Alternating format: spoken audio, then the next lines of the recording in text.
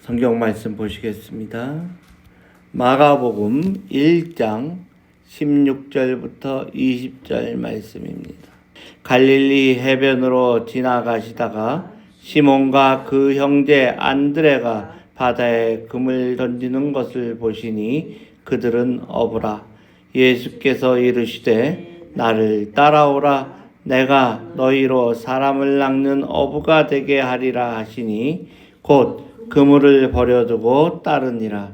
조금 더 가시다가 세베대의 아들 야고보와 그 형제 요한을 보시니 그들도 배에 있어 그물을 깁는데 곧 부르시니 그 아버지 세베대를 품꾼들과 함께 배에 버려두고 예수를 따라 가니라. 아멘. 오늘 말씀은 곧 버려두고 따르니라 라는 말씀 제목으로 은혜를 나누고자 합니다. 사랑하는 예드림 장로교회 성도 여러분, 지금 우리는 사순절의 거룩한 여정을 걷고 있습니다. 사순절은 단순히 절제 기간이 아니라 주님의 부르심 앞에 다시 서는 시간입니다. 십자가를 향하여 걸어가시는 주님의 발걸음을 우리가 묵상하며 우리의 삶의 방향을 점검하는 은혜의 절기가 되는 것입니다. 오늘 본문 말씀은 예수님께서 갈릴리 해변에서 제자들을 부르시는 그러한 장면입니다. 그 부르심은 조용한 일상의 한복판에서 시작되었습니다. 갈릴리 바다에서 그물을 던지고 있던 어부인 시몬과 안드레, 그리고 배에서 그물을 깃고 있던 야고보와 요한을 주님께서 부르셨습니다. 어떻게 부르냐면요, 나를 따라오라. 내가 너희로 사람을 낚는 어부가 되게 하리라. 이 말씀은 단순히 이 어부에서 직업의 변환을 의미하지는 않습니다. 존재의 전환이며 삶의 중심의 이동이며 인생의 목적의 변화인 것을 우리는 깨달아야 하는 것입니다. 주님의 부르심은 일상의 자리에서 임하는 것을 알 수 있습니다. 주님께서는 그 제자들을 부를 때 성전에서 그들을 부르지 않았습니다. 기도원에서 부르지도 않았습니다. 그들이 매일같이 반복하던 삶의 자리, 갈릴리 바다 한복판에서 부르셨습니다. 우리의 신앙은 특별한 순간에만 존재하는 것이 아닙니다. 하나님은 우리의 일터에서, 가정에서, 눈물 흘리는 골방에서, 분주한 삶의 현장에서 우리를 부르고 계시는 것입니다.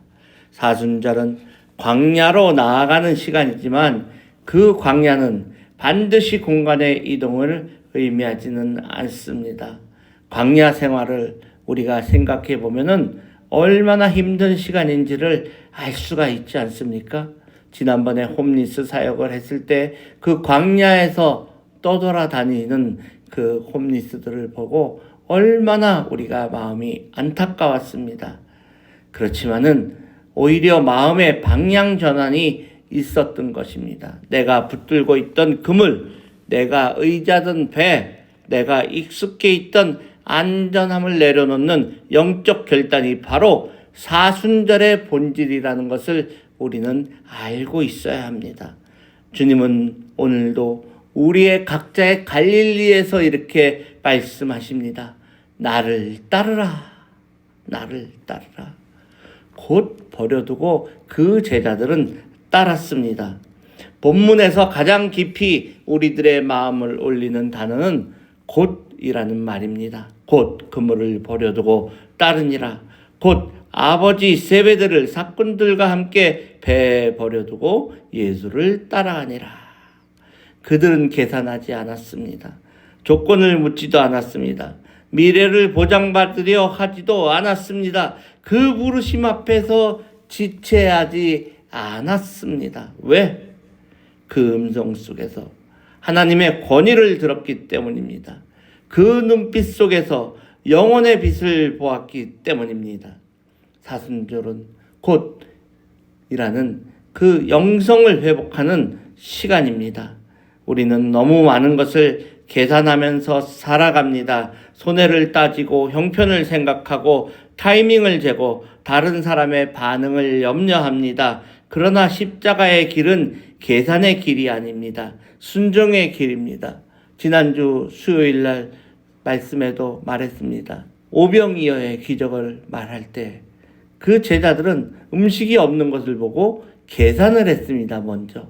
하지만 주님께서는 계산하지 않고 기도하시고 축사하시고 나눠주라 하니까는 그대로 하나님의 기도 말씀대로 다 풍성하게 나눠주고도 12광지루가 남은 것을 알 수가 있습니다.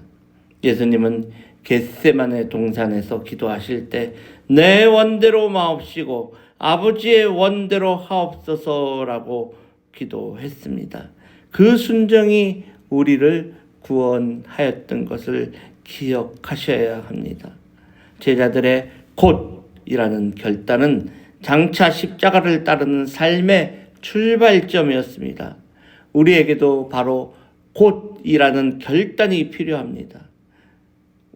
용서해야 할 사람이 있습니까? 곧 하십시오. 끊어야 할 죄가 있습니까? 곧 끊으십시오. 시작해야 할 기도가 있습니까? 곧 기도를 해야 하시는 것입니다. 지체하는 신앙은 능력을 잃습니다. 즉각적인 순종 속에 성령의 능력이 우리에게 역사한다는 것을 우리는 기억을 해야 합니다. 버려둠이 있어야 따름도 있는 것입니다. 본문은 2번이나 버려두고라는 그러한 표현을 강조합니다. 자기가 쓰던 그물을 버려두었습니다. 배를 버려두었습니다. 심지어 아버지까지도 배에 두고 떠났습니다. 이것은 불효를 가리키는 것이 아니라 우선순위의 전환을 의미한다는 것을 기억을 하시기 바랍니다. 인생의 중심을 나 자신에서 예수님께 옮겨놓는 결단이 있는 그러한 사건을 말하는 것입니다. 사순절 기간은 우리의 모든 것을 내려놓음의 시간입니다. 내 자존심을 내려놓고 내 욕심을 내려놓고 내 계획을 내려놓고 내가 붙들고 있던 안정과 명예와 체면을 내려놓는 시간이야말로 이 사순절의 시간인 것입니다. 우리가 무언가를 버릴 때 비로소 주님은 온전히 붙잡을 수가 있습니다. 두 손에 세상의 것을 움켜쥔 채로는 십자가를 질 수가 없습니다. 십자가는 빈손으로 지는 것입니다. 그리고 그 빈손 위에 하나님의 은혜가 채워진다는 것을 알 수가 있습니다. 예수님은 단지 나를 따르라 하시는 끝내지 않으시고 내가 너희로 사람을 낚는 어부가 되게 하리라 라고 약속을 하셨습니다. 주님의 부르심에는 사명이 포함되어 있습니다. 예수님을 따름은 곧 변화이며 변화는 곧 사명입니다. 물고기를 잡던 어부들이 이제는 생명을 살리는 사람을 구하는 어부가 되게 되는 것입니다. 썩어질 그것을 잡았던 그 손이 영원한 생명을 붙드는 손으로 바뀌게 되는 것입니다. 사순절은 나 자신만의 구원만을 묵상하는 기간이 아닙니다. 십자가 사랑을 깊이 체험한 자는 반드시 세상을 향해서 나아가게 되어 있습니다. 주님의 고난을 묵상할수록 잃어버린 영혼을 향한 주님의 눈물이 우리 안에 흐르게 되는 것을 우리는 알아야 합니다. 우리 주변에 가나안 성도들이 많이 있습니다. 가나안 성도라는 것은 안 나가. 거꾸로 하면 가나안이에요. 예수 믿다가 예수님을 향해서 안 나오는 그 성도들을 향하여 우리는 다시 한번 그들을 불러야 할 것입니다. 갈릴리 해변의 부르심은 결국 골고다 언덕으로 이어집니다. 처음에는 그물을 버렸지만 나중에는 자신의 생명까지 내어놓는 자리로 나아가게 되는 것입니다.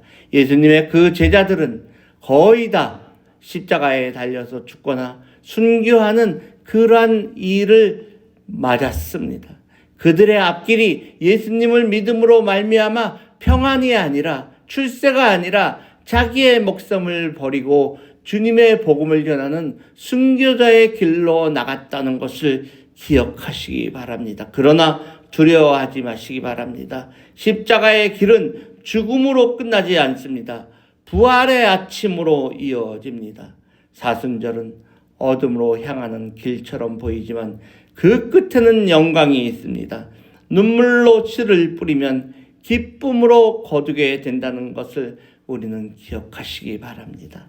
사랑하는 예드림교회 성도 여러분, 오늘 주님은 우리 각자를 향하여 동일하게 말씀합니다. 나를 따르라, 나를 따르라. 우리는 무엇을 붙잡고 있습니까? 우리는 무엇 때문에 머뭇거리고 있습니까? 우리는 무엇을 내려놓지 못하고 있습니까?